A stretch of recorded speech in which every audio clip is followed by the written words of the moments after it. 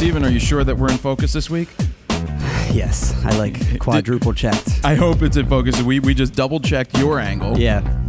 Triple checked my angle. Yeah. We've got that thing all the way up there now, which is it blinking? Yep. Yeah, it is blinking. I can see it over there. It took us like a half an hour just to triple check everything. Well, yeah, because then we got the Atomos going. We've got the H6. We have our own checklist we're trying to get to. And I think we are ready for the show. Are you ready? Yeah, for two people running this thing, man. There's a lot of production Well, we set up involved. We set up 1, 2, 3, 4. There's a fifth light back there. Yeah. There's 1, 2, 3 cameras. 4 is the GoPro and everything else running. We're just trying to make it better. Solid audio. Oh yeah, and we got this different lights in the background. Yep. All right, I think we're ready, Steven. Yep. Jared Polin, FroKnowsPhoto.com, and welcome to another episode of RAWtalk. This week it's number 64, and it's Oops, I have a confession to make. Well, 2 is what I'm calling it right now. Did you even check my levels, or are they the same as last week? They're the same every week. Because now I'm going to be like, Steven, check my focus instead of check my levels. I know, exactly. But we'll just, let me start off with one thing here. Jingle All the Way. Oh, yes. That's the... I don't know how we forgot the title of that. Well, because it was such a bad movie. Jingle All the Way was the name of the movie from last week. Anybody not knowing what we're talking about, go listen to 63. The oops thing. Steven, I'm just gonna tell everybody what happened. Steven called me on Friday last week, and he goes, I've got good news and I've got bad news. What do you want first? And I don't want it. I said neither, because I didn't want either of them. So he's like, a good news is the Atomos angle looks great, so on and so forth. I'm like, just give me the bad news, Steven. He's like, your angle's totally out of focus. And I'm sitting on the floor watching the Eagles. No, I wasn't, because it was Friday. I don't know what I was watching. And I was like, starting to get upset. And then I was like, you know what? I messed up Steven's angle once, only for part of the show on focus. And I said, okay. You're like, we could redo it. We could shoot again. I'm like, I was game to redo it. I don't want to redo it. We had a great show. Yeah. I think those shows were great. So what I say, all I said was, all right, so here's what you're going to do. We'll start the show with the regular wide angle. When you cut to me right away, you put up a big annotation that says, oops, we messed up. And that's it. Yep. And I want everybody to remember this stuff. Own up to these things. Say you're sorry when you need to say. And Gary V actually talked about this week when he was on with Chase Jarvis on Chase Jarvis Live. He talked about it. He said to one of his clients, he made a confession. He's like, I actually told them to do something wrong on purpose so that they could apologize for it. Wow. But the thing is, when you own up to something, it totally deflates. It's like if what makes you human? If Wiener, whatever his name was. Wiener, not Scott Wiener. I was going to say, who are you talking about? No, the guy who took a picture of his wiener, Wiener's wiener. Oh, the mayor guy? Well, I don't know if he was a mayor, senator, governor, whatever he was. He wasn't governor. But in New York, if he just owned up to the fact that he just said, yeah, you know what? I tweeted my dick. Right? Not pussyfoot around it. Not pussyfoot around it and say, I was hacked. Yeah. Be like, yeah, you know what? Whatever. Look at Elliot Spitzer. He did the same thing. He's like, I slept with this high quality escort a lot, whatever. If you own up to certain things, not everything. Yeah, exactly. Just like, we made a mistake, the focus was off, we're moving on, we not acknowledged a huge deal. it. Yeah, if you acknowledge it, nobody can really complain. I mean, people can complain. But anyway, so that was the one mistake. No big deal. It sucks. It happens. We triple checked everything this week. We hope we're good. We've also expanded. We're going to do a behind-the-scenes video, hopefully, at the end of this. Yes. If we do make it, you can run it at the end of this if you edit it in time. Okay. Or we'll just make it a separate video. Well, it's going to definitely be a separate video, and we'll put that up as well. So, Steven. Yes, sir. How was your Thanksgiving? Because this is the first show since Thanksgiving. It was good. I actually... Is this the first show since Thanksgiving? Yeah. We didn't talk about this yet. Yeah, no, we didn't. It was good. I mean, I went to my grandparents, like I said in the previous episode, and a ton of cousins all hanging around, had some beers, and had some turkey. Did you take pictures? I did not. I didn't bring my camera. Did anybody say anything? No, but I didn't get there till really late because I was just at home working on stuff. So I got there around like 6 o'clock or something. Not too late, but it was good Thanksgiving. That late. Yeah, that's cool. I went to my brother's. We had chicken, and man, was it good. Was there any ham incidents? No ham incidents. Not at my brother's house. The chicken was extremely good, and he makes these string beans with like there's like a small tinge of vinegar in there, and it's really tasty. I'm just making sure that's blinking up there. It's blinking. Oh, okay, good. It looked solid at no, first. it's blinking. Yeah, Steven. it is. They had, so good. We had challah, raisin challah, so good, so tasty with some What is nice that? butter. Challah, Yeah, what is that? challah bread. Challah back? No, challah bread. Steven, it's racism. What? It's racism, Steven. You can't taste racism, baby. Yeah. The challah was good. Everything was good that they made. Mashed potatoes. They had these roasted potatoes that they basically put the chicken in the thing, put some carrots, onions, and roasted potatoes in there, and then it cooks all together. You get all the juice. All the juice? You get all the juices Nice. meshing together, and man, was that good. With the string beans, I'm hungry now, man. I just had some peanut butter crackers. I did too, but I'm still starving. After that.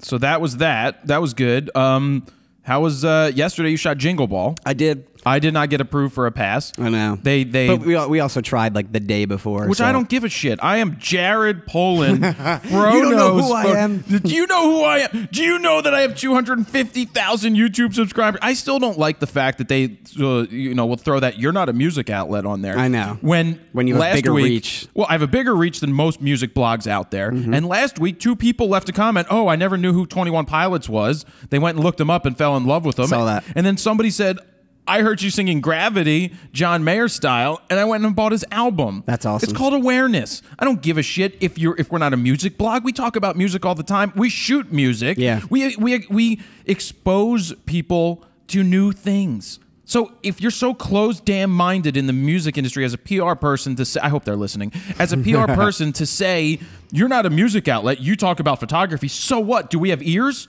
And sorry to you listen. Oh, Jesus. I almost said it. They couldn't hear me anyway. Sorry. I almost said sorry to you listeners who are deaf. But we don't have the they have closed captioning, right? Not yet. I'm not doing it for each week of RAWtalk yet. Okay. I thought you were doing each it gets week. expensive. Yeah, I know. Because that's $90. It's An $1 a episode. minute. Yeah. So I've been doing. We have like 12 or so closed captioning ones already. I have to go back to the website and put them in the closed captioning category, but they're in a separate playlist on YouTube. But anyway, how'd it go? It was good. I shot it for Q102, which is our sister station, the main station I work for.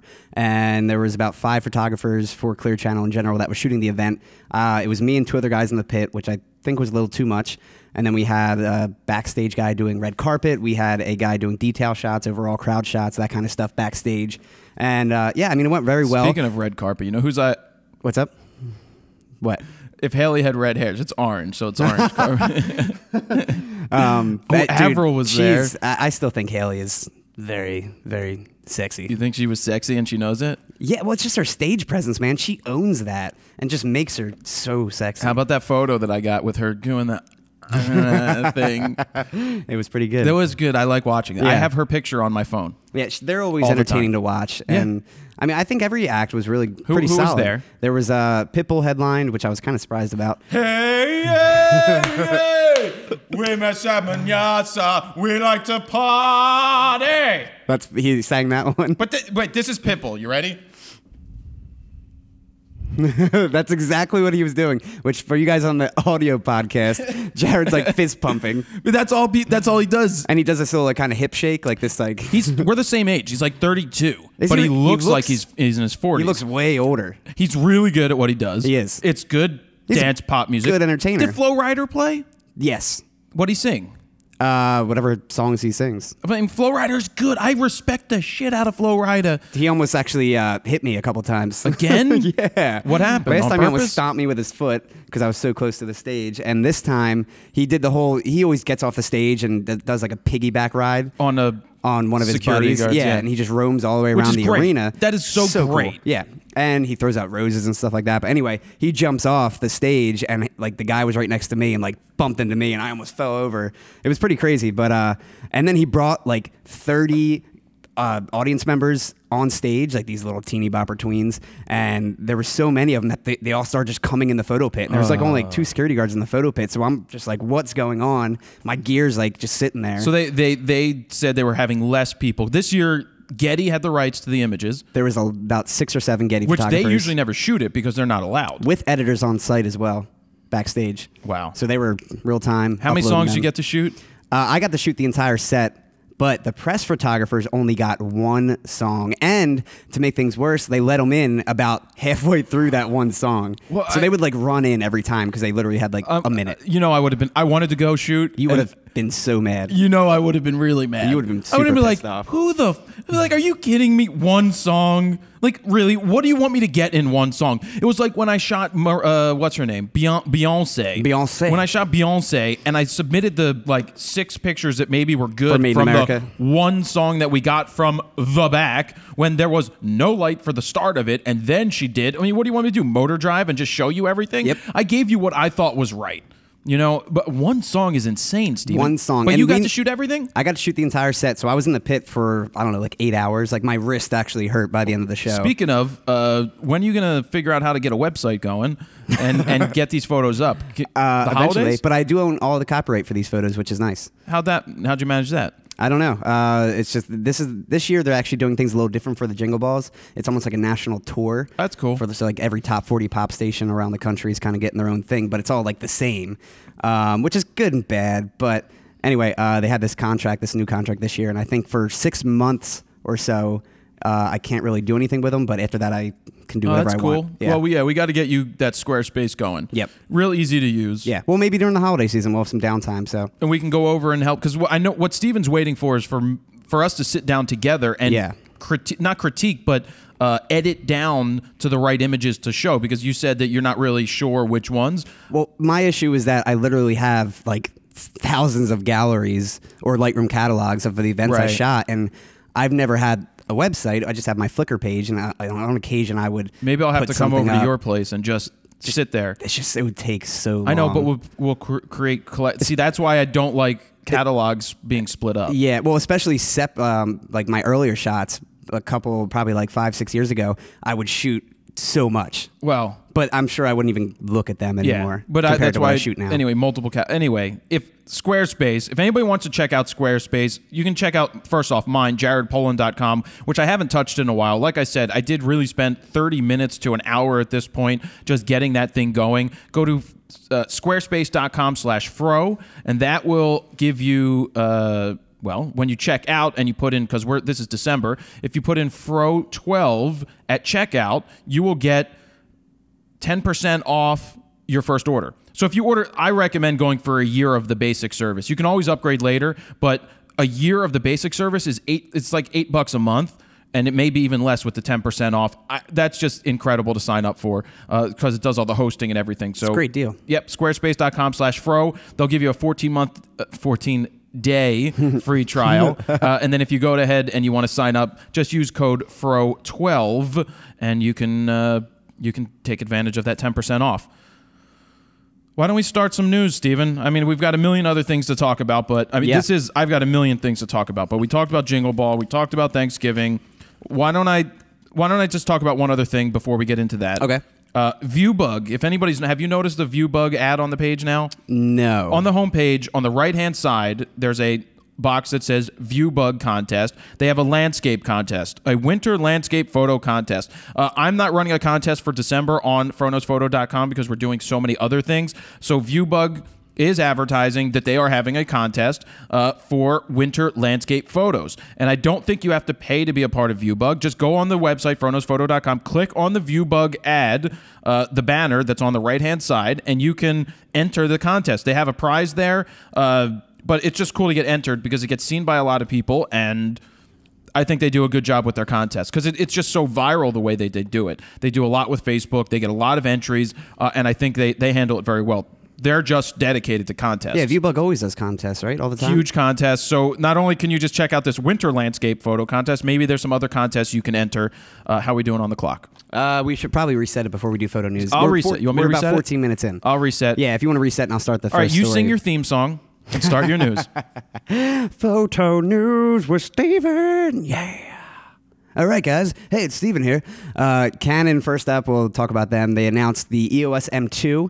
However, it's only available in Japan and China, which kind of sucks for us over here or those people in the UK.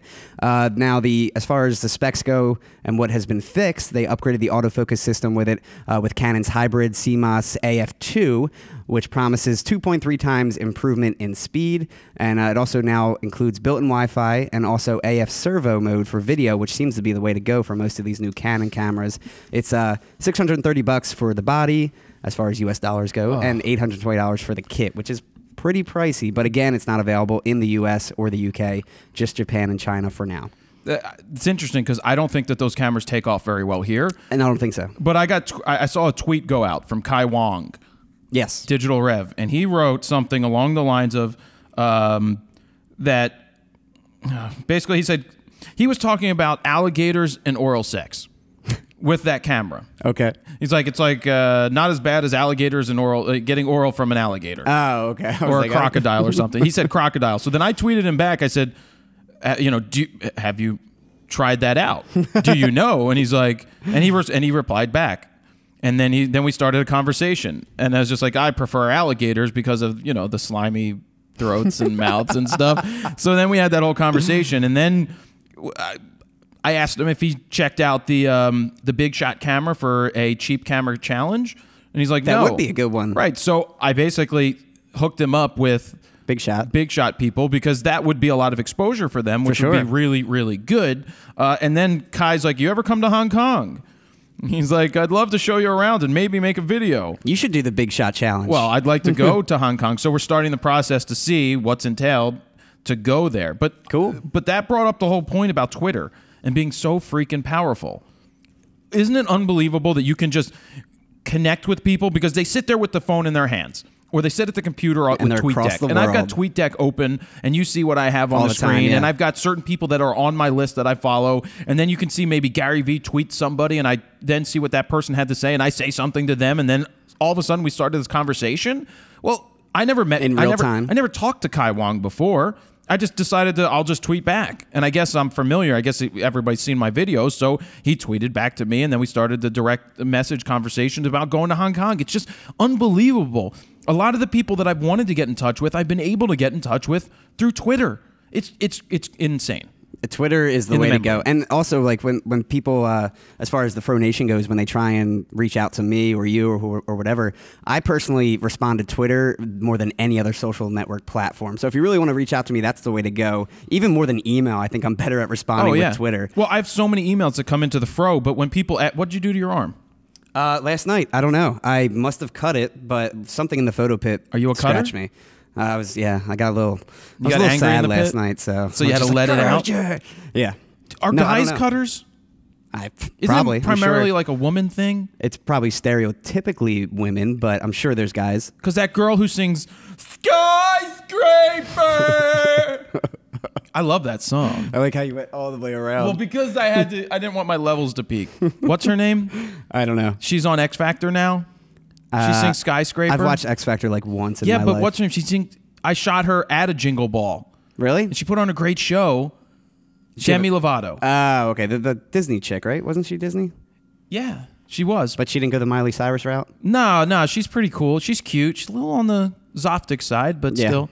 Anyway, back to Twitter. Yes, getting in touch with us. Yeah. I respond to people on Twitter all the time because it's there and it's quick and I don't have to do too much. I don't respond to anybody who has ever sent me a message in YouTube. I don't check YouTube messages. That's just way too many places. You can leave a YouTube comment, which I am getting again. They just so happen to show up in the spam folder, and I can't figure out how to get them out on Mac Mail. Really? Mac Mail just has a thumbs down for spam, and it won't let me change it to say this is not spam.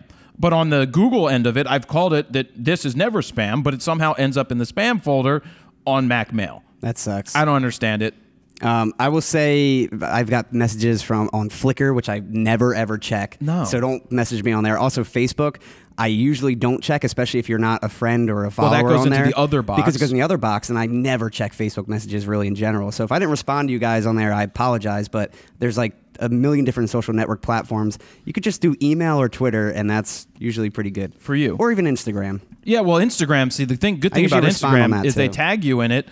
You see it. You see it because there's less people using it. Exactly. So it's a lot easier to keep up. Back to, so yeah, that was that. Basically, it started with oral sex and a crocodile, and I commented back, and he replied, and that started the conversation. Nice. And that was it. Little things like that. Yeah. Next up. Yeah. So this video is, it's a little older. It's about 2 months old, but it's really just surfacing to all these news websites this week. A photographer posted a video tutorial on how to quickly attach and detach your Canon lens like a pro, and ended up dropping his brand new 24-70 f2.8 Mark II. You were supposed to show me that before we started. I apologize. A $2,300 lens. I mean, super expensive on concrete. So he's real quick, you know, detach, attach, detach. He did it like 4 times, and the last time he did it so fast that he ended up dropping it, and you can see it literally, you can hear it at least hit the concrete like 3 times, and he's like a good 4 or 5 feet from the ground. So it bounced a few times, total fail on his end, obviously, but some people are claiming the video is fake, it's a hoax. I mean, he was screwing the lens on. So but can you tell what lens it is? You can I think it looks like a 24-70. But it didn't cut to the ground. It didn't. It did not cut to the ground. But then and he says what? He basically says, "Oh shit, just cut, stop." Now see, but like it seems like a realistic reaction. Yes, but when I'm filming, I don't ever sit there. If you mess something, if you drop a camera, you're not going to go, "Oh, cut." You don't yell to the camera to cut. You just no. He had a guy. It was handheld though. But he's like, "Hey, cut." Why didn't the guy tilt down to find the camera? Yeah, that is true. The lens, right? But it was so fast. I mean, I gotta show you. I got it, but you don't yell for the guy to cut. You keep rolling. Mm-hmm. You never just cut. You never just cut, and your brain isn't going, "Oh, cut, cut, cut, cut, cut, cut." Well, you know, you're worried about, "Oh shit, I dropped my lens." Yeah. All right. I haven't seen it. And to make things worse, this is a brand new lens apparently, because he literally in the beginning he's like, I just got this 24-70. I want to show you guys how to mount it. And a lot of people try that BS these days, where they try to break things. It's about 2 months old, the video, but it's just surfacing now. So I mean, and it's not like so it went was viral Jimmy right Kimmel's away. video that went. Jimmy Kimmel and that twerking video that they did before twerking became popular. That's true. All right, go ahead. Yeah. Next story. Next up, we have, this is perfect for the winter season, a new company called Boomf, BOOMF, will now print your Instagram pictures on edible marshmallows. It includes 9 images per order for about $20, which is a little pricey. So you get 9 but you're gonna marshmallows. Eat them. Yeah. Each is, now they're a little bigger. Now you said they're not that big, but they're 1.5 inches square, obviously. That's not that big. If you want to put them in like some, hot chocolate, I think that's huge. But when I think of roasting marshmallows. Oh, that's true. That is very true. I don't think you can of roast your face putting off it in the if thing. you print a selfie. Yeah, to be like, "I'm on fire," and then play that Fall Out Boy song in the background. What song? The "I'm on fire." Whoa. That's such a pop song. It is. Well, they're pretty much a pop band now. They played Jingle Ball last night. I shot them. Did they? Yeah. Was Pete Wentz there? Yeah, Pete Wentz was there. He was doing his little bass thing. Spinning thing. It's so old. Yeah, I know. It's like, Pete, come up with a new move. Well, yeah, especially when you're like a pop act now. But the only thing that sucks about this is it's only available to UK residents, so okay, we can't get anything. Next up, we have a photographer use face paint to create some amazing 2-dimensional looking photographs. They pretty much look like paintings. The series, it's called 2D or Not 2D. 2D was made by Russian photographer Alexander Koklov. Now, some look like they're realistic, real, and actual painting, and some look like it's a photograph. So it's very hard to tell. Now, the one thing that the giveaway was that he left the eyes not shut or anything like that. So you can tell they're photographs. And I mean, when I first looked at them, I'm like, there's no way this could be. But then if you really look close, you can see the little, painting stuff and all that crap. There's also an 8-bit looking portrait. It's pretty cool. He painted like little blocks on the face, so it looks like a blurred out 8-bit kind of looking photograph. But yeah, that's one of my favorites on there. But yeah, you got to check these out. They're very interesting and very cool to check out. Nice. Yeah. Moving on, we have, speaking of portraits, an Instagram account called Photoshop_fantasy. They post before and after Photoshop selfies. So watch out if you're posting a selfie, they might take it and Photoshop you. Now, they basically offer selfie makeover services. If you want to be one of the lucky Photoshopped users, you need to post a selfie with the hashtag PSFantasy, and they'll basically take that for you and make a before and after one. Now, apparently they got in trouble, though, after posting a couple before and after shots of users that didn't request the service, so watch out next time you take a selfie, because you could end up on there, unless you, of course, want it to happen. We also have, moving on, photographer Leia Gerlach or Laya Gerlach. They released a cool behind-the-scenes video showcasing how he made a professional light painting product photos using simply an iPad, an iPhone, and a tripod, and obviously Camera X, whatever camera you want to use. So very cheap setup, very easy to do. But really it was cool. Really interesting stuff. I mean, the way he did it, and he literally just paints the light onto the product, just showing like the flash or something like that. Or how he slid the iPhone. iPad around the back, and it created that awesome movement. And it's not done digitally at the end. It's all real. That's what's In so camera. cool. So many people have gotten so... Well, not so much now, but a couple of years back, it was let's just do everything in Photoshop. We'll just add this later. Well, now if you can do just it in post. Yeah, now if you can just get it and get these awesome effects in camera, you're just setting yourself up to make such better images. Oh yeah. The thing I like about well, I'll talk about this later. We'll bring it up when we bring up photo booths, I think, right? All right. Moving on. So yeah, definitely something to check out, and he shows how he did it. If you guys are interested in light painting and you don't have a Pixel stick or can't afford it, iPhone or iPad, that's all you need. You can do more than just light painting though with an iPad. Artist Kyle Lambert, they posted a ScreenFlow video of him finger painting a portrait of Morgan Freeman that looks so realistic you can pretty much not tell it apart from the original photo. It looks like the original photo. He used a $6 app to create the image. I think it's called like Procreation or something like that. Procreation. Yeah, it's something along those lines. Sure that's not a porn app? I don't know. It could be. But I don't have the exact name, but I remember it being something around those. But this particular image took 285,000 brushstrokes and 200 plus hours of work. So this dude probably was working on this thing for weeks, 200 plus. Oh, right. So that's what, 4 days straight if you were to, no, not 4 days, 4 weeks, right? Well, 24 40 and 48, hours. and 48 times 2 is like 96. So that's like 8 days. Yeah. It's like a week. But that's if he worked straight through it. Right. That's a whole lot. So I'm assuming it took him like 2-3 weeks to do this thing, which is insane, but definitely something to check out. It might be a little old by the time this gets posted, but if you haven't seen it yet, definitely look at it. Swiss photographer and artist Fabian Olfner released a photo series called Disintegrating, which features exploding car photographs that he's calling the slowest high-speed images ever taken, and they're really cool looking. Reason being, they're actually composite photos of model car parts that were created over a 2-month period, so another thing that took very long to make. He posted a whole behind-the-scenes video where he shows off how he did it. The cars look extremely realistic. He took it with macro lens, obviously, but basically he put these model cars together, took them apart, and then made them look like they were exploding by just doing all these composite layers in Photoshop in post. And yeah, just really cool to look at and check out. They look realistic. Nice. They don't look like model cars. That's what's cool. They're so detailed. Moving on, we have another older video that just started going around to all the news websites last week. Definitely a must-see. It's about basically what not to do at a wedding. Another wedding video. So wedding videographer Brett Hardman posted the video, which features a wedding photographer duo who are everywhere in the shot. You saw this video. You actually sent it to me. I sent it to you. Yeah. He originally posted the video in hopes of finding an editor who believed they were good enough to edit the pair of photographers out because they were literally in the middle of the shot, every shot. Now, just more evidence that it's always best to work with your videographer and when shooting a wedding or vice versa. You never want to get in each other's way. It's a lot. You're there to work together. You really are. Because you're Same hired. with the DJ. You know, you guys all work together. I hate when DJs are douchebags. Yeah. Like, seriously, douchebags.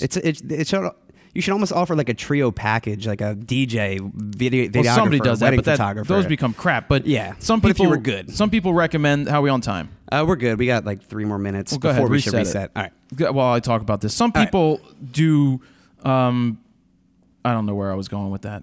Weddings, oh yeah, the trio package. You just, some people want to know who the photographer and the videographers are beforehand so that they can talk. I don't want to talk to them. I just want to talk to them the day of. And I told you about that one time where somebody was very disrespectful to me. And I went up to him. I said, "Don't you ever disrespect me like that again, or I'll kill you."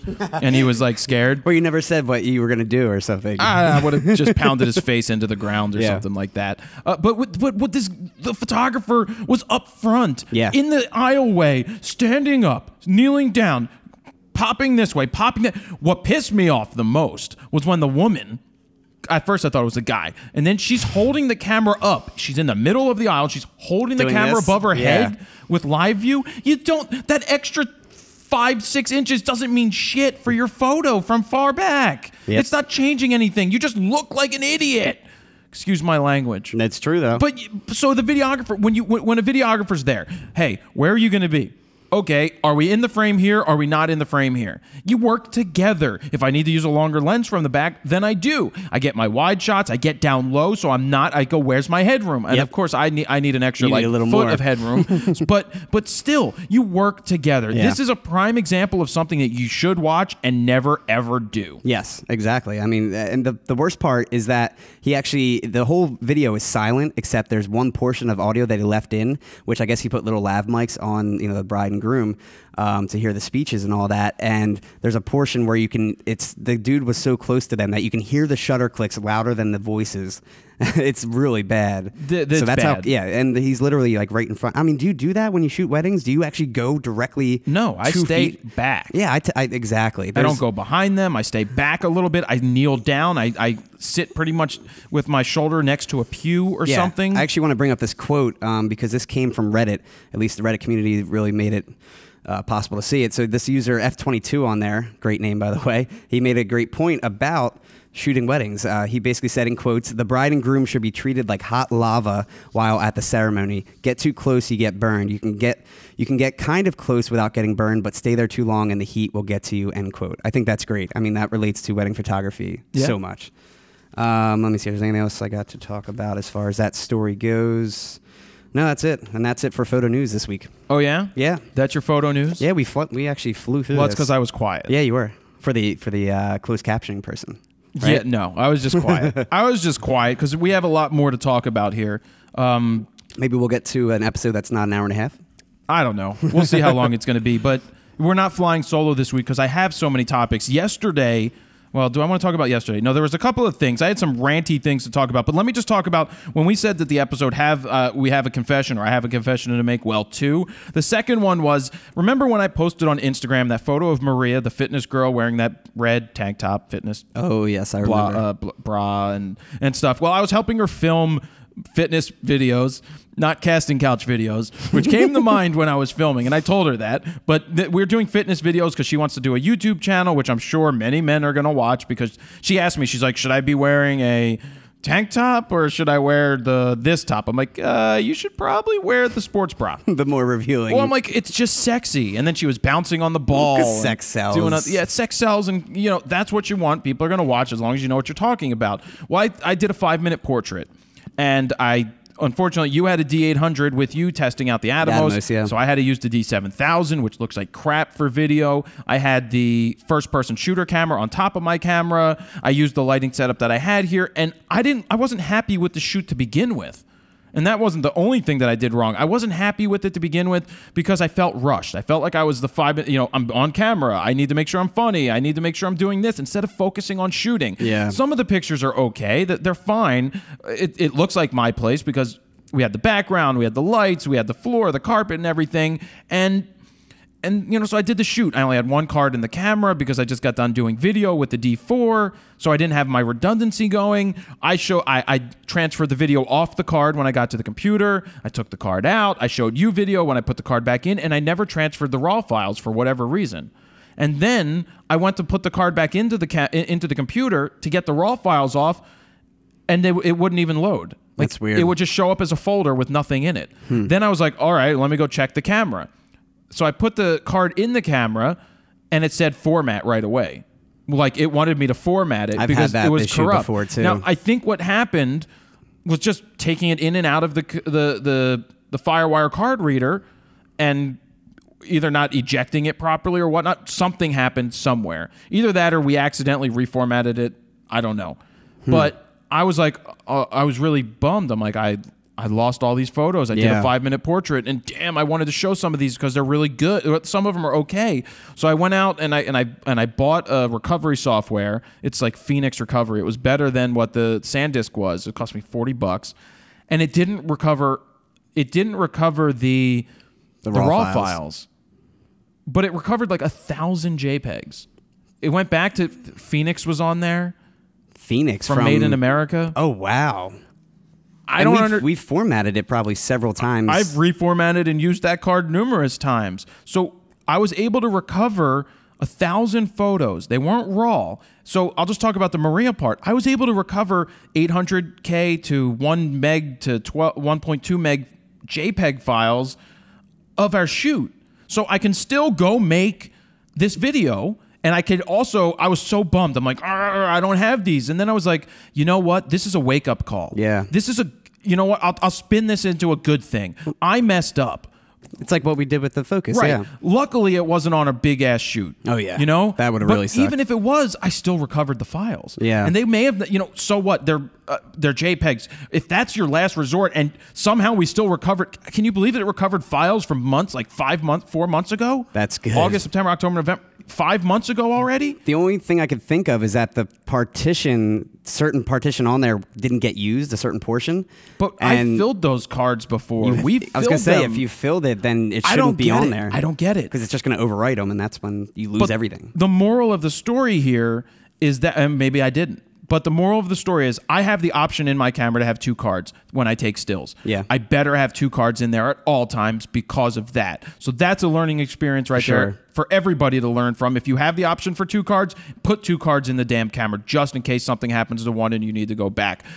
2, get the card, transfer the stuff right away. Yeah. Stop dicking around and taking just the video off and showing people the video and doing it. Get it all off and then put it on the computer and back it up. And then you have it. Yeah. Then you don't have to worry about it so much. So that's that. And what else did I write in here? 2 memory cards. Treat every shoot like, I didn't treat it like it's like the most important shoot in the world, and I should have. Definitely. And it just told me that I need to focus more. I need to organize more. I need to go out on do whatever shoot, whether it's the biggest shoot in the world or not. It is the biggest shoot. You got to be prepared. You got to be organized, and that was a wake up call. Give it 100% all the time. Yeah. But I'm spinning it in the fact that I can learn from it, and everybody else can learn from it, and I still have the 5-minute portrait. So I'm going to put that out, and I'm going to give this as a public service announcement. Nice. How to be careful. The only thing I can think of as far as those JPEGs that you recovered is maybe the JPEG previews that we see on the back of the screen because they're so small. They're 800K to 1 megabyte. Maybe. It's weird though. I mean, I've used recovery software a couple of times because of issues like that where I formatted by accident or deleted a picture by accident or whatever, and I've never ever recovered JPEGs when I shoot raw. I don't even shoot JPEGs. That's what I mean. Yeah. But they're there. It's got to be the preview files. I didn't think they were actually written on the card though. I thought they were maybe in the buffer of the camera or something. I have no idea. But and yeah, but there's another, as far as software goes, if you guys want a free alternative, there's something I use called Free Undelete. It's really cheap and it doesn't recover everything all the time. It's not as good as some of the photo recovery softwares, but if you just need something cheap and recover JPEGs or RAW files, I've used it many times and it has worked. All right, so I've got 2 ranty things to talk about. Okay. I went to the post office the other day. This is like Tuesday. Mm-hmm. In November. It was 9:53 a.m. And I walk in and there's a line waiting at the door because the post office doesn't open till 10. It's the holiday season for 1. 2, it's 10 o'clock. 10 a.m. What?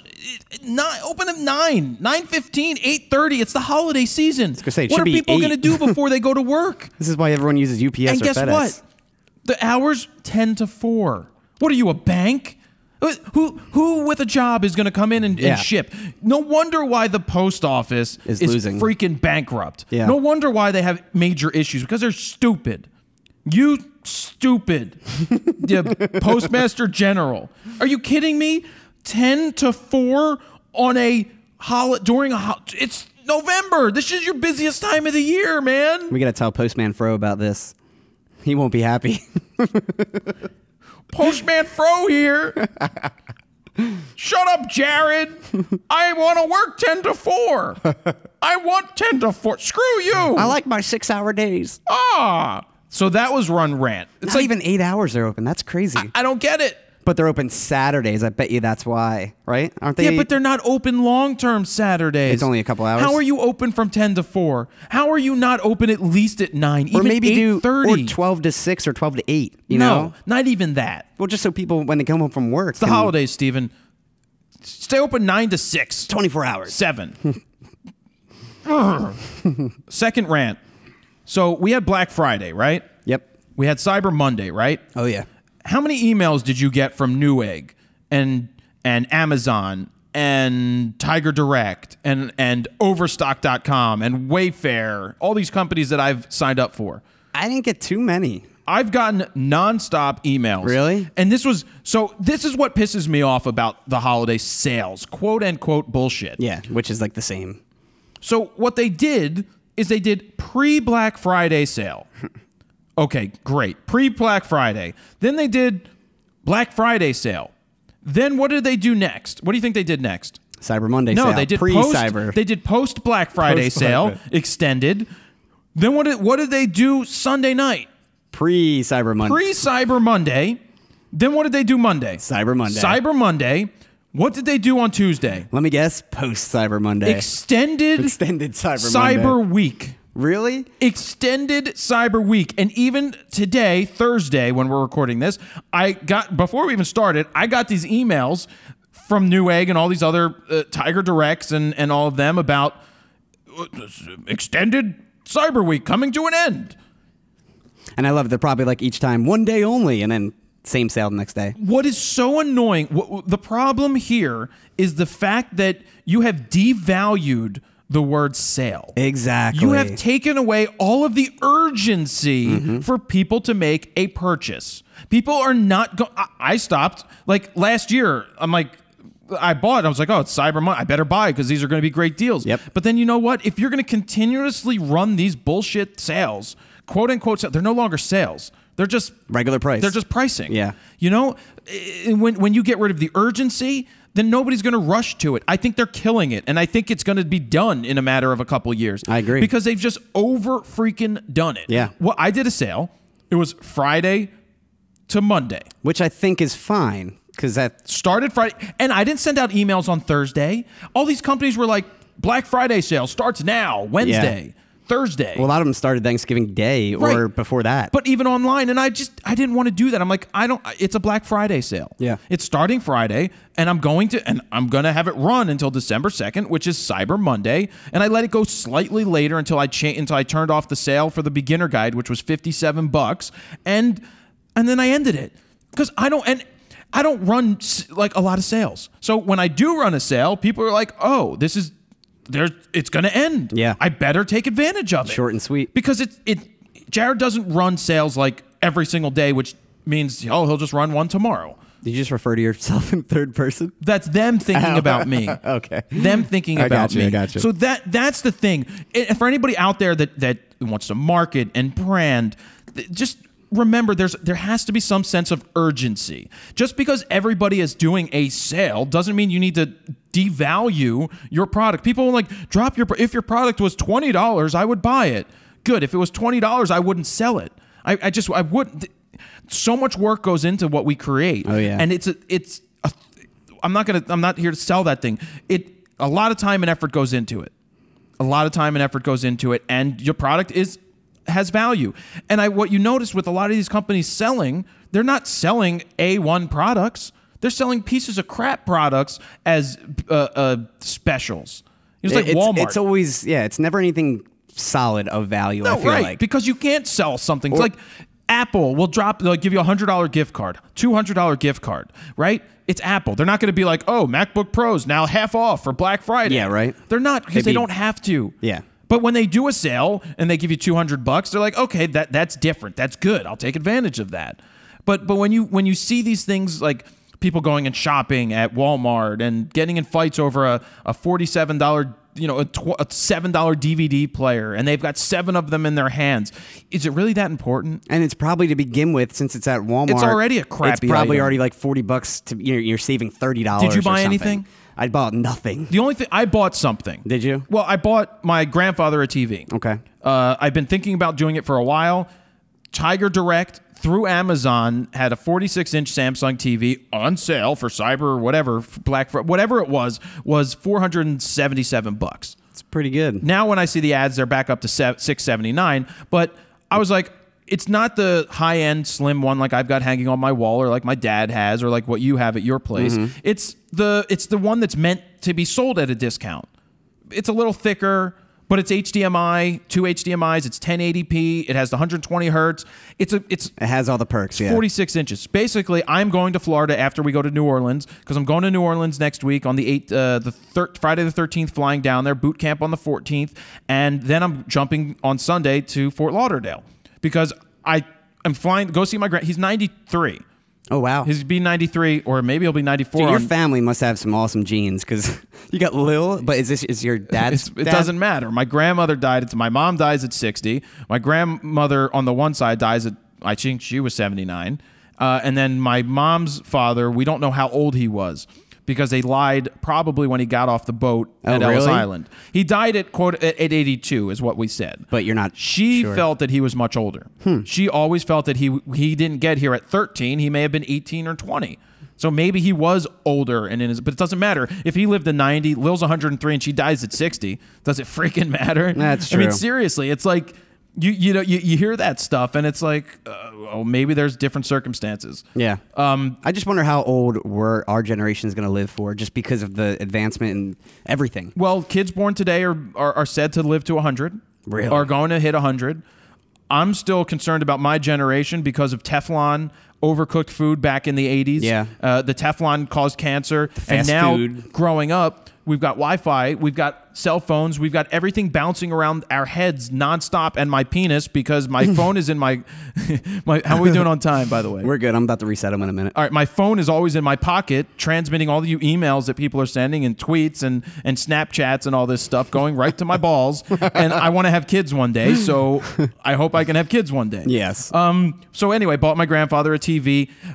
I was going to wait till I got there to go to like Costco and buy him one, but I'm like, I'll just have it shipped. Then I don't have to worry about driving and going somewhere. It got there yesterday. He's all excited. I sent an HDMI cable as well. Oh, nice. It was $7 for like a 9-foot one. They're so cheap on now. Amazon. I'm like, just in case. Now I've got to call Comcast and get him his HD box. But I bought him his TV. He's going to be really happy. He gets to watch his sports in HD. He'll love it. And that's it. Yeah. So I'm doing that. That's a great price, too, for what you got it at. Yeah, so we've got a lot. We'll reset these. You reset them. And do you want to do Wheel of Fro now? Sure. Why don't we skip to Wheel of Fro, because that's the middle point of the show. Sounds good. All right, last week we had Wheel of Fro, and we had our winner. He won a Think Tank bag, which I called Think Tank, and I got to get him his shipped out. Hey, Steven, how did Focus look over there? Looks good. It was good? I double-checked. All right, so we had the Wheel of Fro last week. We're going to do it again, so you're going to make another video starting at this point. Why don't I get the Fro on the table? You look at the Atomos and tell me where we're set to being good. All right? Okay. All right. Wait, so am I doing a separate video every week? Yes, Steven. That's for people that want to watch that. All right. Why, does that create more trouble? Kind of. Trouble, trouble, trouble. All right. What do we have on the wheel, Steven, so far? What do we have so far? Like, what do you mean? What's on the wheel? We have Rode microphones, Think Tank. We have Adorama Pix credit. We have Squarespace credit. Well, it's a year. I got it. Yeah, Here, tilt this. You can tell them the How's descriptions. Let's do a little more. Oh. See, we've got the Atomos Oh, angle. wait. That's too much. We've got all these. Can you see it? I think it looks good right there. It's still got a little bit, but that's probably... Can you read everything? It's hard on that screen to tell, isn't it? Yeah. So anyway, here we go. We've got Frono's Photo video guides. We have Adorama Pix. This is for a photo book because they have those awesome custom photo books. We got Rode microphones. Don't know what that prize would be, but it's probably an HBO Go. A Rode Video Mic Go. Think Tank bag again. They're still on here. If it hits on Think Tank, well, I guess they win Think Tank. Squarespace, that's a year of the basic plan, which is what I have myself. And I think that's pretty much it.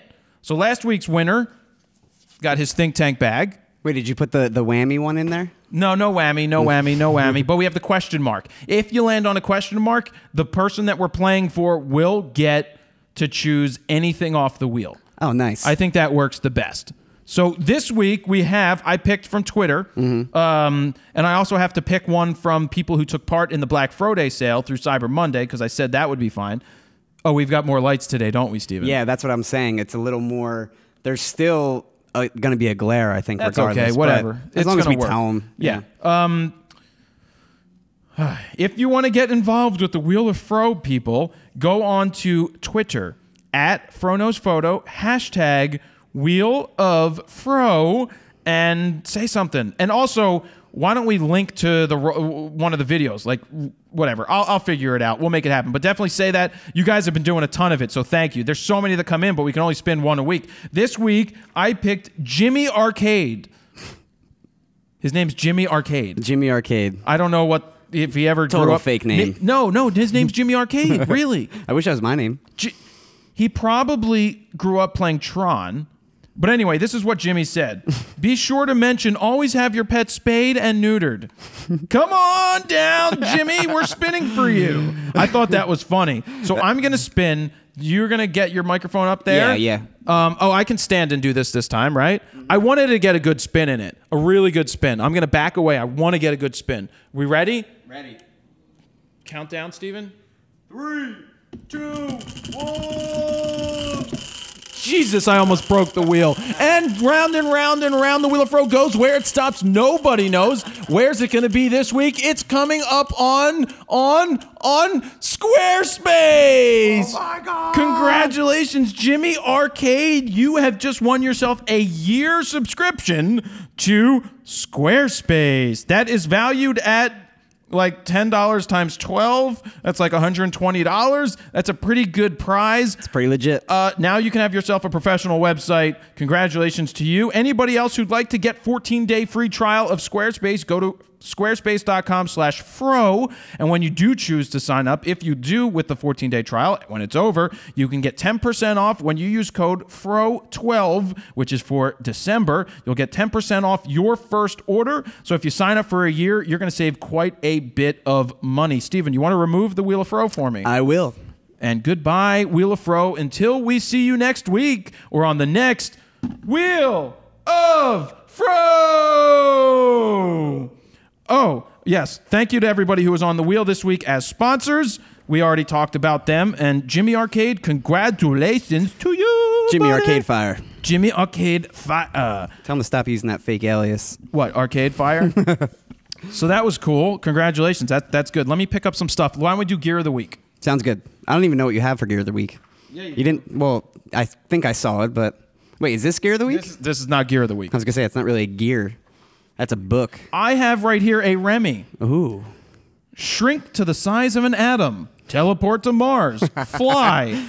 What would you do? Lucid dreaming, the ability to recognize and control your dreams, is an experience that can be entertaining, profound, and even transcendent. But it's hard. Remy is okay. So basically, the Remy is the first Kickstarter project from the guys who do the Pixel Stick. Yeah. They did like $500,000 for this lucid dreaming mask. I didn't know what the hell lucid dreaming was. I didn't either. I was like, is this like tantric sex?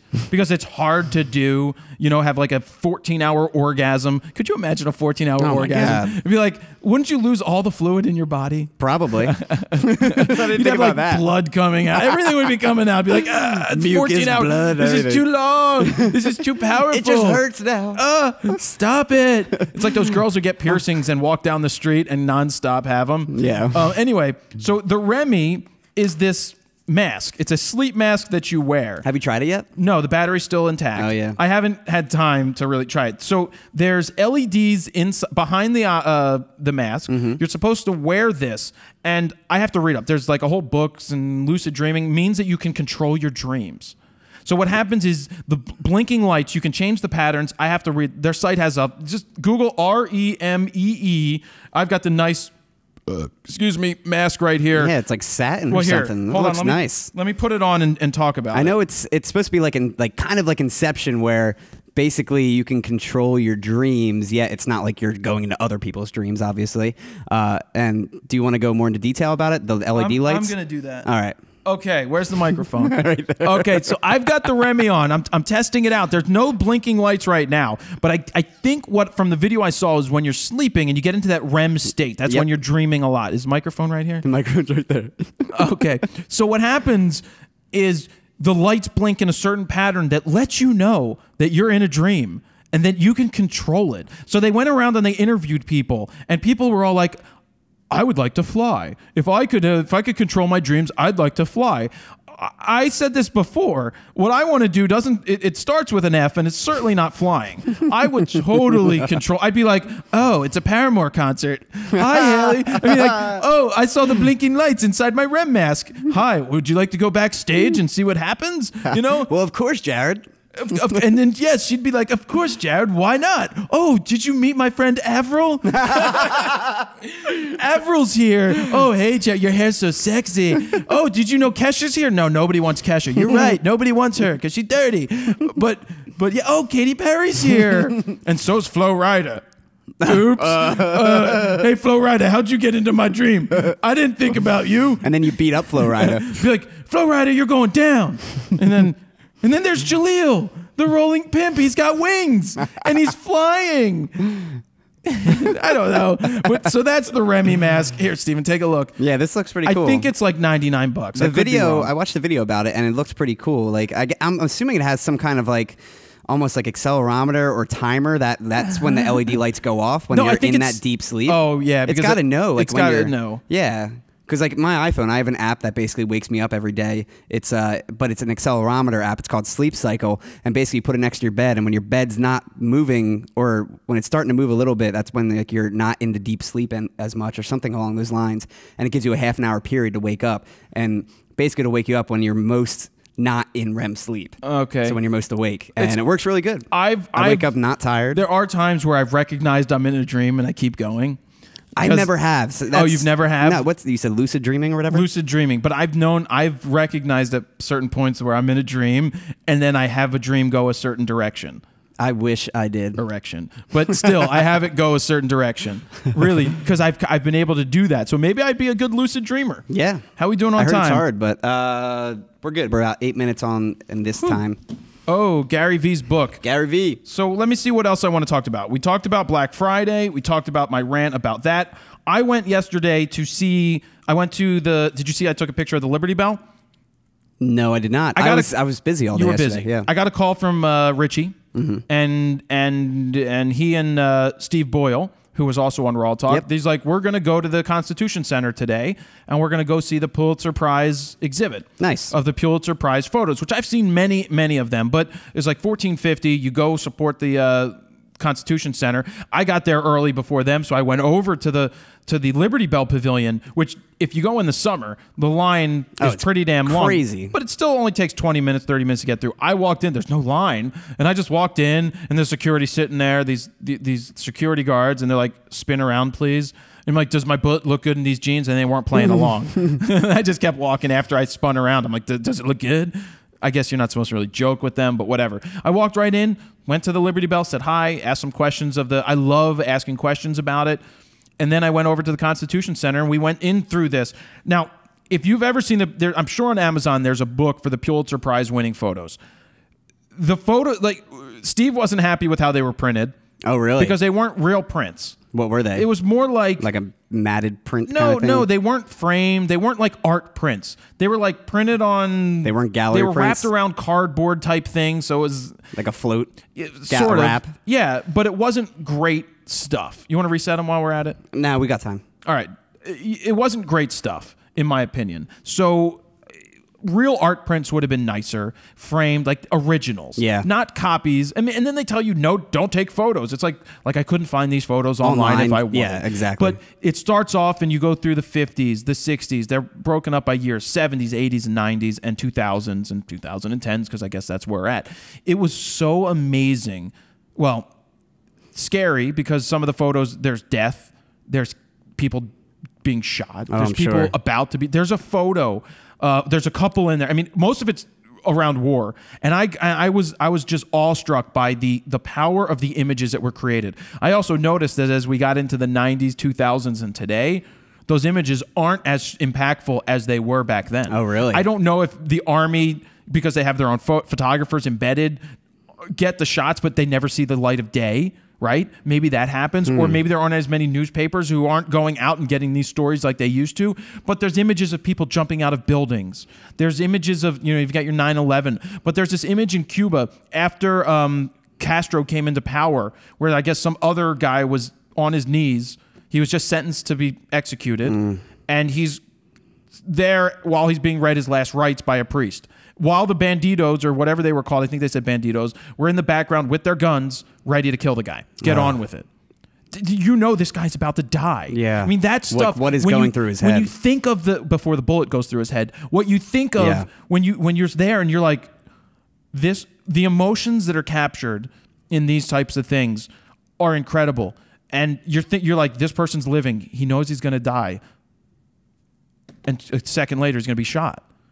And then there was another one. I don't know what it was. I think it was more in Middle East in the 70s. There were like 6 or 7 of these people lined up. Some were standing. One guy was already falling backwards in midair. As he was shot. Others were falling. Others were already on the ground as these people are just unloading into him. It's just so powerful. And then you've got the Jack Ruby. You know Jack Ruby shooting Lee Harvey Oswald. Yeah. And what's crazy about that is if you watch the video of Lee Harvey Oswald being shot, the film, the footage, it's not as impactful as that single frame capturing the person at that exact moment. Literally exact moment. And what they didn't talk about is there was another photographer there right next to the guy who got the Pulitzer Prize winning photo, who got the moment either right before or right after, and it wasn't the same. Every second and that guy counts. Never got over the fact that he missed it, that he didn't win. Oh, I'm sure. That's one of the most iconic pictures when it comes to history. Yeah, it is. There's that image. There's flooding. There's just. Is this exhibit still there? It's there until the end of the year. I got to check it out. It's 14. I'll go again. Yeah. I mean, why don't we? Maybe I'll set up a. Maybe we can get like a group rate or something. That would be cool. And I'll just set up a day. Do like a Frodo walk or something. And we'll go through and have a discussion. Yeah. Why don't we do that? We'll have a discussion outside after we're done, or we'll have a discussion inside. This is how we doing on cameras. We're good. Go reset them. Just in case. Just because then we end up having so many split files. But I don't see them. You do. I know. But what I'm saying is, when I go to galleries, whether it's art galleries or photo shows, and you know how people are all quiet and they're all hoity-toity. I shouldn't be asking you questions. You're resetting the cameras. They're all hoity-toity and like snobs about art and stuff. Well, I want to do something different. Or I'll tell you what I do different. I'm going to wait for Steven to sit. Is it good? Yep. Everything's good? Yep. GoPro is still blinking up there? Yep. Wow, we added 4 cameras. We're an hour in. All right, we're good. What I like, the exhibit was so powerful, but I think that we should have discussions about each image when we're there. What made the images even stronger are the stories are there. What was that? I think they're hammering away outside. Oh, as usual. The stories are there about the images. That is what makes the image even stronger, when you know the context of it. Then they run a video in the back showing these photographers talking about the images, talking about these shots that they got. That puts even more context around it. The images it was so powerful. I will go again. And why don't we try to set that up? I go away next week. It'd have to be soon because it's the holiday coming up. Maybe we'll do just like next Wednesday and we'll record on Thursday or something. That's fine. But should we do it during the day? Probably. They close at 5. I was going to say they probably close. Maybe people will. It's going to be. Can we do it on the weekend? Well, they have Saturday and Sunday, but you may need to buy tickets to go through. But I guess we could. And it'll be crowded, more crowded. But I won't be home that weekend. Yeah, right. I'm already going to be gone. Well, we'll figure it out. So we'll figure this out. But keep an eye out. I'm going to call for it, and then people can either make it or they can't. They close at 5 on the weekdays. And they close at like 6 on the weekends. But just I would like love to have the discussion. Yeah, just like the post office. Good one, Steven. But yeah, like Richie and I walked around myself and I was just like, wow. And I wanted somebody to talk to. I want to analyze this stuff and talk about it. I want to see the change of the images from the 50s to the 70s to the 90s to the today. There's so many differences. You know which ones are digital. You know which ones are film. It was great. And I think what you were saying as far as like the older images were had a lot more impact on you. They were a lot.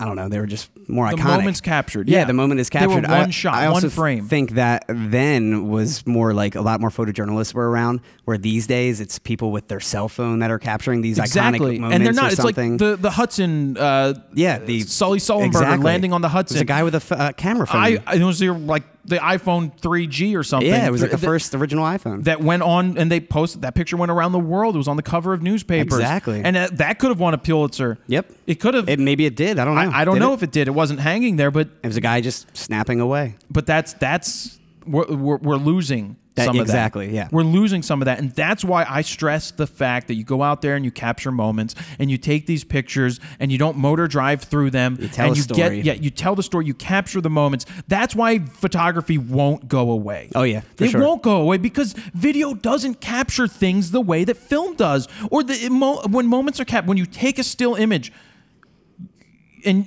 like Muhammad Ali, when he knocked out Sonny Liston, he simply went like this, really quick. The moment that was captured by Neil Leifer lives on forever, like he was standing over him, pumping his fist. Yep. All right. The other shot that was like that was his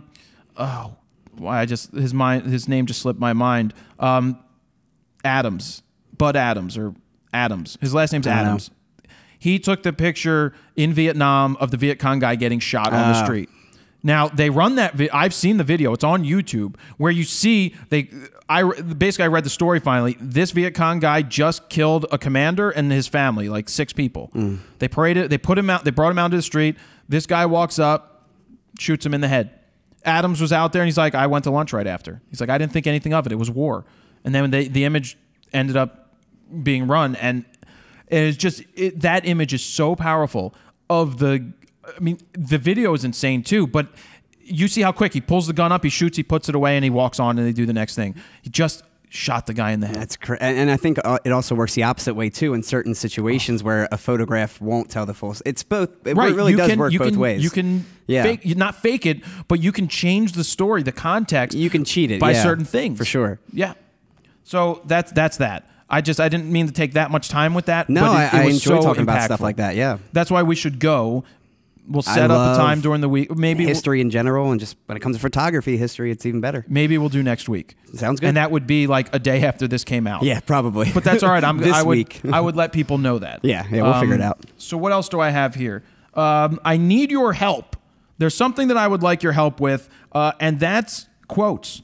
What did I write down here? I would like to make some infographics. Infographics are things that have quotes and you put them out and people spread them around. It's a big thing that Gary Vee does. But you guys listen to the Raw Talks. You listen to my videos. A reader sent in one. He emailed me from the thing at Antonelli Institute, the truth about photography. And he's like, he quoted me, adapt with the times. You have to stay educated. You can't just stop learning. So if I had a screen grab from that video, we take a screen grab, or I just write that up over my logo, and I would love to share them out with the world. So what I'd like you guys to do is if there are quotes from any of the past Raw Talks that you remember, or any of the videos, please send me the quote along with the link to the video or the post where I had it and the time of it, and email it to jared@fronosphoto.com, and make sure the subject line says quotes. I'd love to see what quotes resonated with you, what you guys think from any of our shows, any of the videos that you think were strong that should be shared with the rest of the world. We can tweet them, we can put them out there on Pinterest. I want to share these quotes with people. So please send them over, and that's that. I think that'd be cool. That's a great idea. Yep. And you have some good, interesting quotes, too, on top of, oh, yeah. Even if they're funny not just quotes. educational quotes, but a lot of funny ones. All right. So the other day, this was Tuesday, because I was at my dad's house. It was after a workout. Gary Vee was on Chase Jarvis Live. And Gary Vee was on Raw Talk episode number 17. You can go back and you can watch that. It's a lot of cursing, but it's a lot of great information, because every time I've heard Gary speak 100 times at this point, whether it's all his videos online that he's just giving away for free, or it's the keynotes that he's doing. And some people are like, well, why do you keep listening? Because every time he talks, I take a new thing from whatever he says. There's always something that triggers my brain and goes, wow, I just got an interesting idea. And that's what happened during the Chase Jarvis live show. We'll post it. We'll post it down below for like where you do photo news. We'll just put Chase's show. Can you rewatch it? Yeah, you can rewatch it. I didn't know if it was because it was a live stream when we watched it. No, they record it through Ustream, and you can put it up there. But Gary has a new book, and I'm promoting it because I have it. I bought it on my iPad, and I've been reading it. And every time I read it, I stop. Like, I stopped because he talked about Snapchat. Now, Snapchat's one of those things which is, you think it's a sexting app, which it is, but it's other things too. Gary thinks that Snapchat is going to be a very, very important thing for the next couple of years. Thinks it's there's a great opportunity for marketing and just engaging with your people. I believe yes and sometimes no, because it's right now trying to figure out how to tell the story through it. Yeah. Gary's big on stories. So I did an experiment. Frono's photo, all one word, on Snapchat. I said, send me a picture, which you can't upload a photo to it. You can just snap a picture of your picture, or send me a video question and I will answer them. I got like 150, 200 of them come in after I put that up on Facebook. And I sat there and I looked at the photos. I gave them a video critique right back. And that is personal. Do you know how impactful that is to get a message from somebody that you look up to? Well, it's literally like you're almost doing like a FaceTime with them. Right, and it's just for them. Yeah. So I tried that out, and what is really important about Snapchat, the very important thing, the strong thing about it, is that people have to pay attention in a world where you don't have to pay attention to anything. Snapchat forces you to pay attention. Why? Because it's going to disappear in 1 to 10 seconds. Yep. So if I want to go ahead and send somebody out a secret code of some sort and it comes from me, you're engaged. Oh, yeah. You have to watch. That is true. I didn't think about it that way. If you think about it that way, now it's just a matter of figuring out how to tell your story on it and get your message across. But that's just something I'm trying. And I try to get on these platforms and try out different things. Like Pinterest isn't something that I've been focused on. Yeah. I haven't. It's very successful for certain things. I would like to focus on it. Maybe I will hire somebody. Maybe I'll be like, Pascal, you're in charge of the you're in charge of Pinterest for Frono's photo. Yeah. Pin everything every day, and these infographs will spread around there. That's true.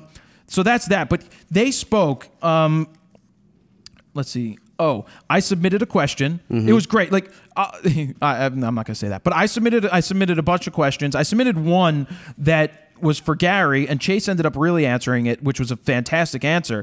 The question was, is there ever a point where you can turn it off? Like you become successful, and I was careful how I worded it. I don't want to be arrogant about it, but I've become successful at this. And I wanted to ask Gary, is there a time where you can turn it off? Where it's okay to stop for X amount of time and just take a break?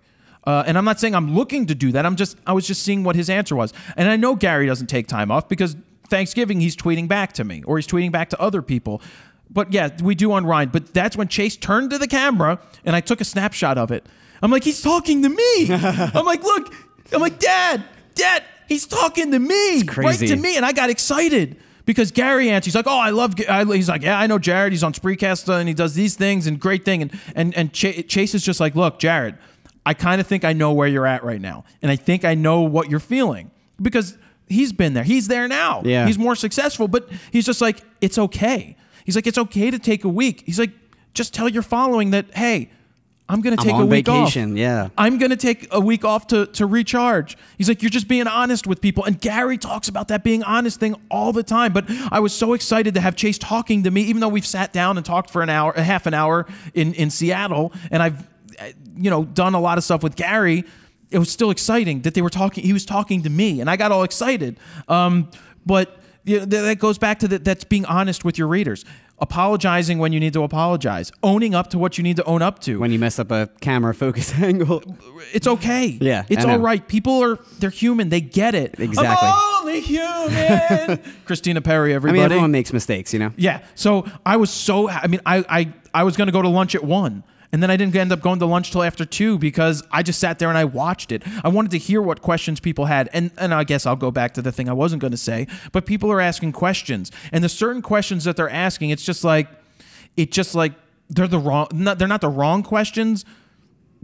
But sometimes you just have to pull stuff out and do it yourself. You just have to take that initiative. There's so many people in my field, and like how am I going to make it there? They're looking for the formula. Yeah. And Gary talked about before he wrote this book, which I didn't even talk about yet. And I'll give this book away. By the way, we're going to give one of these away. I'll tell you how you can get it. Nice. And Gary doesn't know that yet, but I'm sure he'll be happy to send them one. I love how you always do that. Well, I don't ask. I just do. Yeah. And what? They're going to be upset that I'm talking about it? Yeah. I mean. Anyway. Listening to some people, like they had a pottery girl. She doesn't do pottery. She does glass blowing. I was watching that part. And I know what I would do if I was a glass blower. I would make glass blowing videos. I would make tutorials. People aren't going to be able to do it. How many people blow glass? My buddy Jim does. I don't know but anyone. not a lot of people do. So I'm fascinated by glass blowing. I'm fascinated by pottery. I'm fascinated by that art form, you know? So I would love to watch what you do. I'd love to hear the story of how you sit there with that newspaper and roll it around the molten thing as it heats up, and how you get the specks of color and how you do this and that. That's fascinating. There you go. And they talked about the people of New York. The photographer who did The People of New York. His book is number 3 as of yesterday on Amazon. Oh, wow. It was number 2. This is a guy who started a blog. He would go around New York City taking pictures of people and asking for their permission when he's done and asking them questions. He would get the stories of these people, and they're amazing. And I just ordered the book because it was on sale for $14.99. Sold out already. It was already sold out when I bought it, but they're out. They're completely gone. They have to go back to press with it because it just went so big, because people want to hear stories of people. Everybody's got a story to tell. So that guy has done exactly what Gary, would suggest or do. So this is jab, jab, jab, right hook. The jab is all the free stuff that you're giving. Basically, it's saying the right hook is the sell when you're asking for the sale. But you can't sit there and right hook all the time. If you right hook all the time, it's like saying Cyber sale extended, Black Friday sale. That's the right hook nonstop with no jabbing. So basically the jabs are every one of the free videos I put out. Frono's Photo, RAWtalk. We're not asking for the sale here. We're not asking for anything, so that when I do ask for something, people are more apt to take notice and actually do it, because we've given so much. Like Gary has given so much away to people for free that when he goes, hey, please buy my book, I went on to the iPad and paid $17.99 for it, because he took the time to spend 45 minutes on RAWtalk with us, with me. Or the time to set up all this stuff for RAWtalk for free. Well, you know yeah. what I mean? Like for us, I mean. But whatever, we do it because we love doing it. We do, yeah. And sure, it turns into other Something things. for the community. Right. We love doing that. And then we do ask for things. So the Black Friday sale, to Cyber Monday, people bought the video guides. People are buying shirts right now because we got the holiday sale going on and all the discounts. But this book is fantastic. Gary's series of books are amazing. What I love about Gary, and I've said it a million times, is that it's no bullshit. There are no secret formulas for how to be successful at what we do. In this book, he'll show you what has worked for him, and he'll give you real-world examples of how certain things on Facebook work, how certain things on Twitter, and you can replicate that for yourself. They talked about on air, somebody asked a question about, well, do you post all the time? What are you looking at? I'm just looking at the back. Oh, go ahead. It's like, do you post all the time?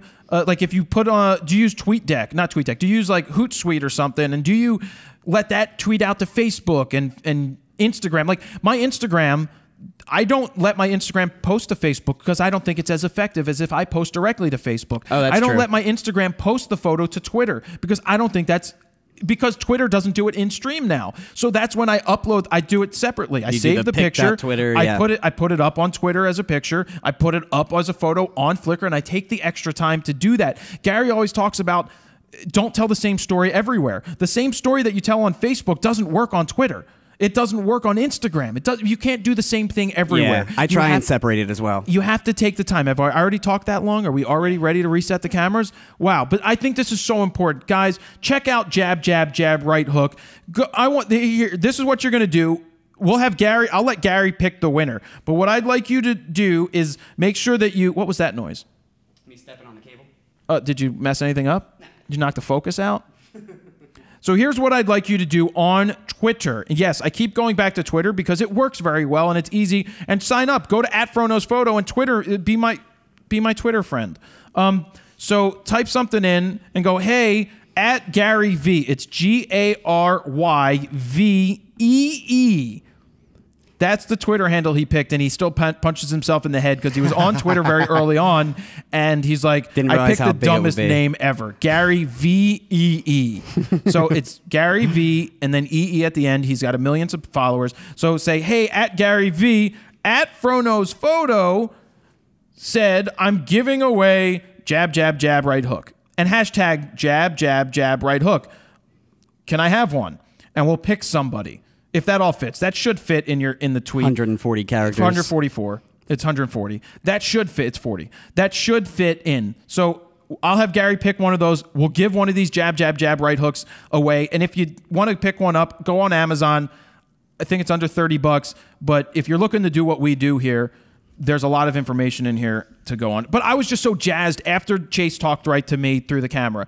I felt like nobody else was there in the world. It was like when we're watching the wrestlers back as kids and they're pointing at the camera. I'm coming for you. They're talking to me. Well, he was actually talking to me. So check out this book. He's got a quote from Ashton Kutcher in the back, too. Does he really? Yeah, it says, learning how to optimize your social media network from Gary Vaynerchuck is like learning how to optimize a TV network from Les Moonves. Les Moonves. Yeah.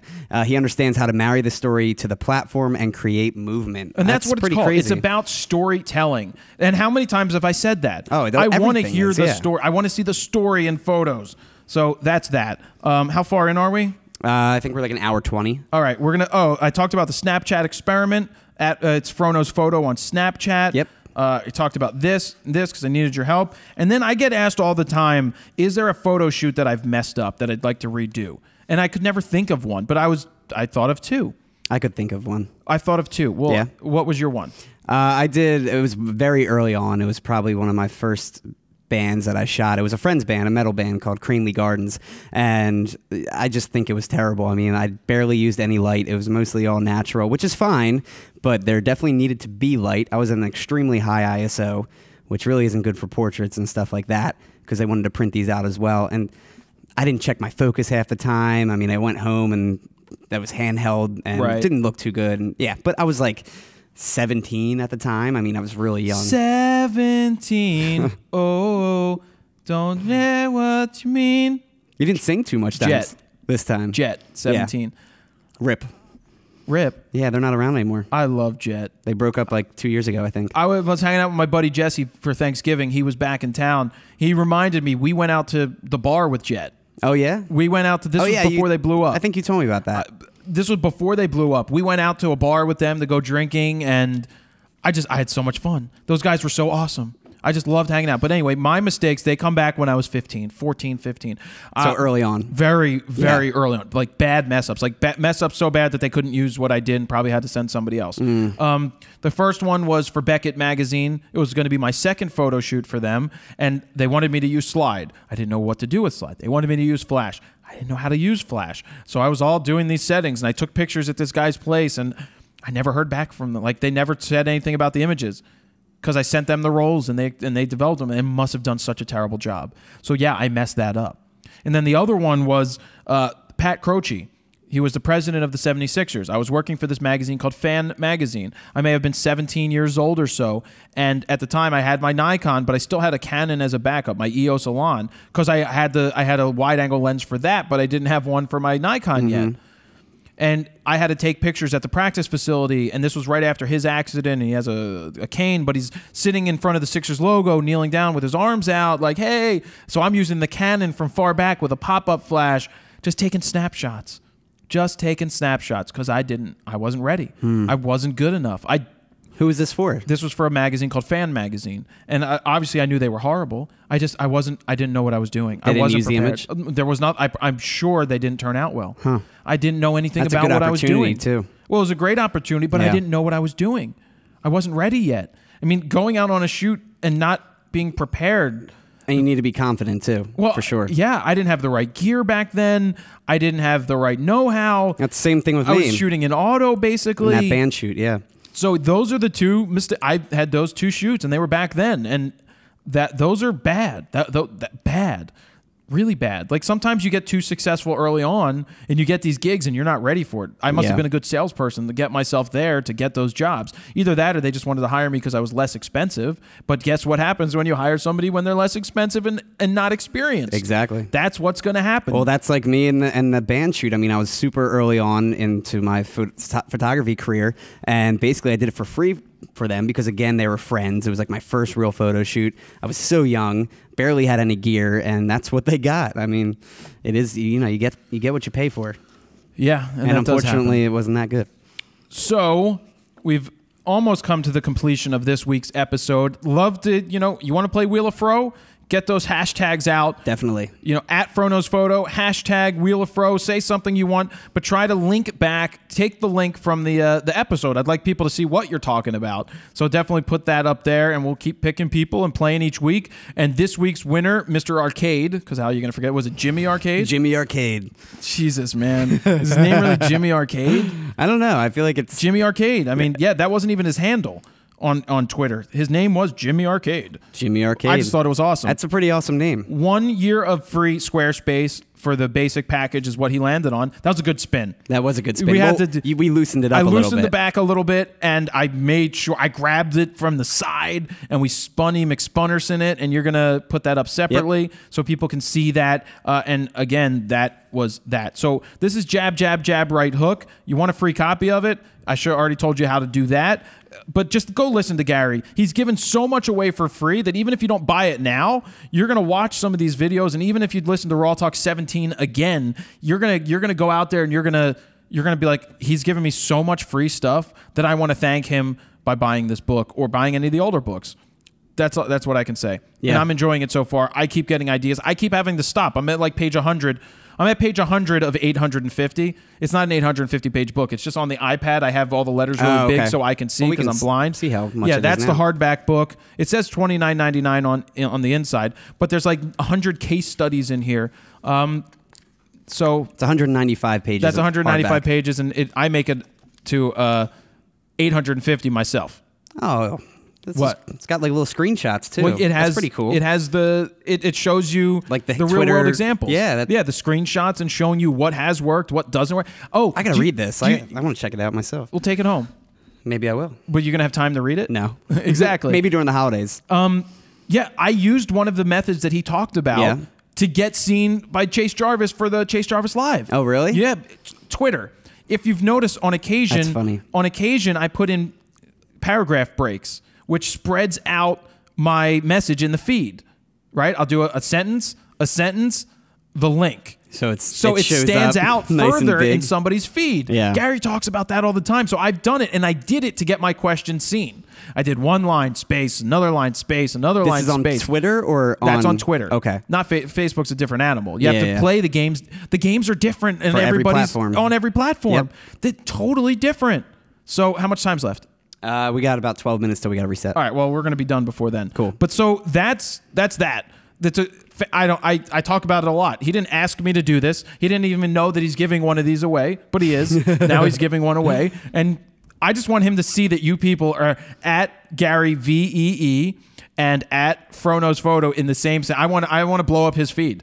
I want to blow up his feed so that he calls me and he goes, "What the hell did you do?" Because that's a good thing. Yeah. Because that's how you become aware. Yep. You be seen, and he'll see what you say, and he'll respond to you guys. Yeah. Just ask good questions, and if you ask a question, only make it like one sentence. Yeah. Don't send like a long diatribe. Gary is like, I know this. When I talk to Gary, when I email Chase, when I email any of these people to the point. When they email me, it's a couple of words. It's like, "Hey Gary, loved what you did this week. That was great. Blah, blah, blah. Thanks."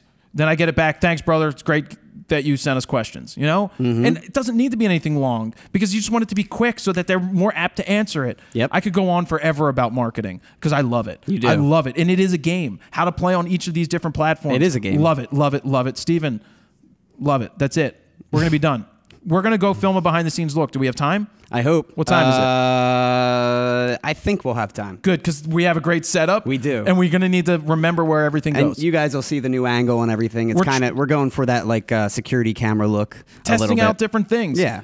Lowered the angle this week, but we still, I zoomed in. I went from 14 millimeters to 20 millimeters this week. We took all your recommendations and tried some of them, not all of them. Not I don't all listen of them. to everybody. Yeah, but we tried to... Well, we tried to see what's going to work best for us. It's still a work in progress. Want to thank Atomos. We're still borrowing the Ninja 2. What, do we have one more week with that? We have one more week, and we're probably going to end up buying one. Yeah. If that's what ends up working, because I don't think we can do a live switcher yet. No. We would need another person in here. But maybe going into the new year. I mean, I guess the next episode after this the last for the year, pretty much? Or it's getting close. It's going to be either that one or the one after, yeah.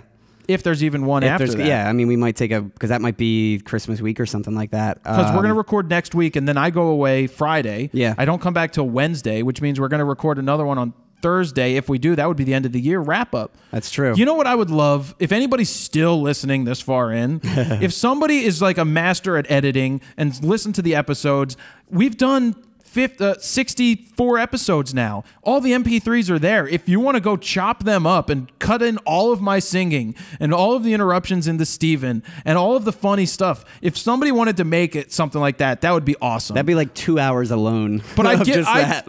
If somebody wants to take the time, if Muju Alec, the guy who did the Frono's Photo dance mix, if somebody wants to take the time and does an awesome job, I will either pay you for it or give you something awesome for it. Yeah, right. You know, if you take the time and go back and make an hour to an hour and a half look back at RAWtalk from episode 1 all the way till whenever, but it can be longer. I don't care. Whatever you guys think would work, I will pay you for it. And it would be awesome, and we'll put it out there into the world. That would be funny. That would be great. If you go back and somebody does an awesome job cutting that stuff up, if you take the time, we'll pay. I'll pay you, and I'll give you some free stuff because... And you can spin the wheel of Fro. And going back to the HD switcher that you were talking about that we should eventually get, there's 2 of us here. I mean, when we were watching Chase Jarvis live. Yeah, they had 9. They had like nine boom, people. Jibs. Yeah, jibs. They had the boom. They had dollies. All kinds of stuff going on. The switcher. Obviously, there's got to be at least one person working that audio board. Oh, they've got audio. They've got jibs. I mean, they've got multiple cameras. But and we to need think to all do that we do with us. I mean, it's pretty solid. It's not live, but... It would be cool if we had 4 people and we had a jib, like, right here doing some stuff. And we can get a super cheap jib. Well, yeah, we can get yourself jib. We can get that other jib, the aviator jib. Yeah. The Zeke guy. I met Zeke, interviewed him last year. That looks really cool. Yeah, we can get one of those aviator jibs. They're not that expensive. Portable. If we had that, if we had the live switcher... I would love a jib. That, I think, would be my favorite part. Well... The Flash Guide has a jib in it this time. Does it? Yes. Nice. It totally changed the game. It really does. We brought in a crew of instead. The first one was 2 people, the first one, and then the second one became we had like 4 or 5 people on set. It just looks so much more professional. Yep, and we're gonna start filming the next one very soon, coming in January. Cool. You can be a part. I mean, you can come out and hang out. I would love to. I would love to just see behind the scenes. Well, what I need this time are behind the scenes stills. Okay. I'd love some stills. I can do that. Yeah, I'd love the behind the scenes look of the whole thing because I don't really have them because I like to use them for promotion and screen grab better than screen grabs. So and my 5D is pretty silent when it comes to the shutter. It is, and it's also hopefully we gotta get another camera for this angle so we're not using yours. That's true. Which I'll do. All right, Steven, that's the end of the week. Yep. Jared Polin, thank you guys very much for watching and listening. I like this episode. Everything. I think it was pretty good. It was long and hard. It was long, yeah, but and REM sleep. I think it's about an hour and a half. All right. Yeah. I'm going to sign off as now, usual. Steven. All right. Thank you guys very much. This is RAWtalk, episode number 64. Jared Polin, FroKnowsPhoto.com. See ya.